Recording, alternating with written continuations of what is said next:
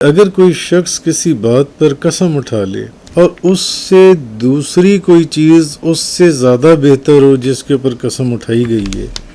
تو پھر آپ کو اس چیز کی اجازت ہے کہ آپ اپنی وہ پہلی والی قسم جون سی ہے وہ قسم توڑ دیں اور اس کا کفارہ ادا کر دیں اور وہ کام کریں جو زیادہ بہتر ہو۔ ان کو چاہیے کہ وہ معاف کر دیں اور درگزر کریں۔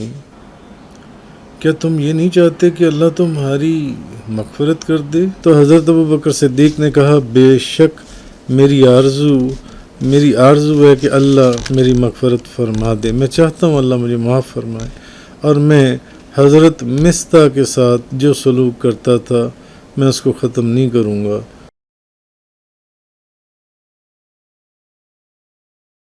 وَلَا يَأْتَلِ أُولُو الْفَضْلِ مِنْكُمْ وَالسَّعَةِ أَنْ يُؤْتُوا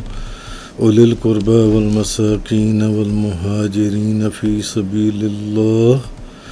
وَلْيَعْفُوا وَلْيَصْفَحُوا وَلَا تُحِبُّونَ أَنْ يَغْفِرَ اللَّهُ لَكُمْ وَاللَّهُ غَفُورٌ رَحِيمٌ۔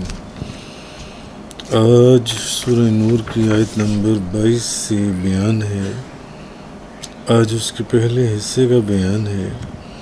اور تم میں سے اصحاب فضل اور ارباب وسعت یہ قسم نہ کھائیں کہ وہ رشتہ داروں اور مسکینوں اور اللہ کی راہ میں ہجرت کرنے والوں کو کچھ نہیں دیں گے۔ ان کو چاہیے کہ وہ معاف کر دیں اور درگزر کریں۔ کیا تم یہ نہیں چاہتے کہ اللہ تمہاری مغفرت کر دے؟ اور اللہ بہت بخشنے والا، بے حد رحم فرمانے والا ہے۔ اب پچھلی 10-12 آیات سے حضرت بی بی عائشہ صدیقہ طیبہ طاہرہ زاہدہ عابدہ رضی اللہ تعالی عنہا کا پر جو تہمت لگائی گئی وہ واقعہ چل رہا تھا، اور پھر اس کے ضمن میں جو واقعات پیش آئے وہ بھی بیان ہو رہے تھے۔ اب یہ جو آیت ہے جو میں نے آپ کے سامنے تلاوت کی، یہ حضرت ابوبکر صدیق رضی اللہ تعالی عنہ کے متعلق نازل ہوئی۔ ان کے خالہ زاد بھائی مصطح نے بھی حضرت عائشہ رضی اللہ تعالی عنہا پر تہمت لگانے میں حصہ لیا تھا، اور جب حضرت عائشہ کی برات نازل ہو گئی اور مصطح کا جھوٹ ظاہر ہو گیا تو حضرت ابو بکر کو بہت رنج ہوا، دکھ ہوا۔ مصطح یتیم تھے اور حضرت ابو بکر صدیق نے ان کی پرورش کی تھی، تو اس رنج اور اس تکلیف کے اندر حضرت ابو بکر صدیق نے کہا کہ میں اب مصطح پر کچھ خرچ نہیں کروں گا، یعنی یہ یتیم تھا تو میں نے اس کی پرورش کی۔ اچھا، مصطح نے معافی بھی مانگی، معذرت کی، مگر حضرت ابو بکر صدیق رضی اللہ تعالی عنہ غم اور غصے میں تھے، تو وہ دوبارہ مصطح کے اخراجات جو ہیں ان کو بحال کرنے پر آمادہ نہیں ہوئے۔ انہوں نے کہا نہیں، اب میں نے اس کے اوپر کچھ خرچ کرنا ہی نہیں کہ یہ اس نے بہت غلط کام کیا ہے۔ تب یہ آیت نازل ہوئی، اور حضرت ابو بکر صدیق رضی اللہ تعالی عنہ میں پہلے بھی عرض کر چکا ہوں، انہوں نے اس آیت کے نازل ہونے کے اوپر پھر رجوع کر لیا اور فرمایا کیوں نہیں، میں یہ چاہتا ہوں کہ اللہ تعالیٰ میری مغفرت فرما دے، اور میں اب مصطح پر پہلے سے بھی زیادہ خرچ کروں گا۔ یہ پھر حضرت ابو بکر صدیق رضی اللہ تعالیٰ عنہ نے فرمایا۔ بہرحال اس آیت کا شان نزول یہی ہے کہ حضرت ابو بکر صدیق کے حق میں یہ آیت نازل ہوئی ہے، اور کیونکہ آپ نے قسم کھائی تھی کہ اب میں حضرت مصطح کے ساتھ حسن سلوک نہیں کروں گا جو ان سے، تو حضرت مصطح رضی اللہ تعالی عنہ جو ہیں وہ حضرت ابو بکر صدیق کی خالہ کے بیٹے بھی تھے، نادار بھی تھے، مہاجر بھی تھے، پھر بدری صحابی بھی تھے،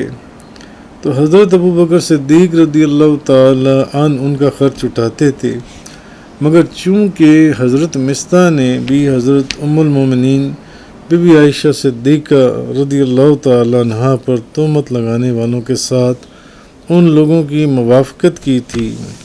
ان کے ساتھ کھڑے ہوئے تھے، اس لیے آپ حضرت ابو بکر صدیق نے یہ قسم کھائی کہ اب میں نے اس کے اوپر، میں تو اس کو یتیم سمجھ کر میں اس کی مدد کرتا تھا، یہ اس نے کیا کیا کہ نبی کریم صلی اللہ علیہ وسلم کے حرم مبارک حضور کی، تو پھر یہ اس نے کیا اور اس نے یہ اس تہمت کے اندر شامل ہو گیا۔ تو پھر یہ آیت نازل ہوئی، تو جب یہ آیت نبی پاک صلی اللہ علیہ وسلم نے پڑھی تو حضرت ابو بکر صدیق نے کہا بے شک میری آرزو ہے کہ اللہ میری مغفرت فرما دے، میں چاہتا ہوں اللہ مجھے معاف فرمائے، اور میں حضرت مصطح کے ساتھ جو سلوک کرتا تھا میں اس کو ختم نہیں کروں گا، یعنی میں اس کو جاری کر دوں گا، اور پھر آپ نے اس کو جاری بھی فرما دیا جن سے۔ تو اللہ نے حضرت صدیق اکبر کو اس آیت میں، اصل میں اس آیت سے یہ بھی معلوم ہوا کہ قسم توڑنے کا بھی حکم دیا،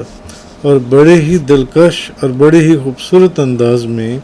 مصطح کا قصور معاف کرنے کی تلقین بھی فرمائی۔ اللہ تعالیٰ نے فرمایا وَلْيَعْفُوا وَلْيَصْفَحُوا أَلَا تُحِبُّونَ أَن يَغْفِرَ اللَّهُ لَكُمْ۔ تو اب یہ سنتے ہی حضرت ابو بکر صدیق نے فرمایا، یعنی آپ نے فرمایا کہ مولا کریم، اے میرے پروردگار، مجھے تیری قسم، ہم تو اس بات کو پسند کرتے ہیں کہ تو ہمیں معاف کر دے، میں چاہتا ہوں کہ تو مجھے معاف کر دے۔ تو آپ نے پہلے سے بھی زیادہ مصطح کی امداد کرنی جو سی ہے وہ شروع کر دی۔ تو یہاں سے ہمیں ایک مسئلہ بھی پتہ چل گیا کہ اگر کوئی شخص کسی بات پر قسم اٹھا لے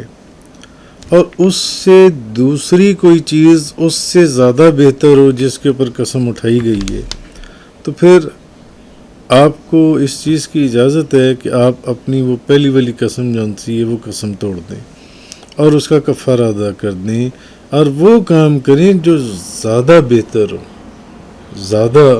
اللہ کے نزدیک اچھا ہو اور مفید ہو۔ تو نبی پاک صلی اللہ علیہ وسلم، تو آپ کی ایک حدیث کا مفہوم بھی یہی ہمیں ملتا ہے کہ اگر کوئی شخص کوئی کام کرنے کی قسم اٹھا لے، حضور نے فرمایا یعنی پھر اس سے بہتر کوئی کام جو ان سے اس کو معلوم ہو تو وہ بہتر کام کرے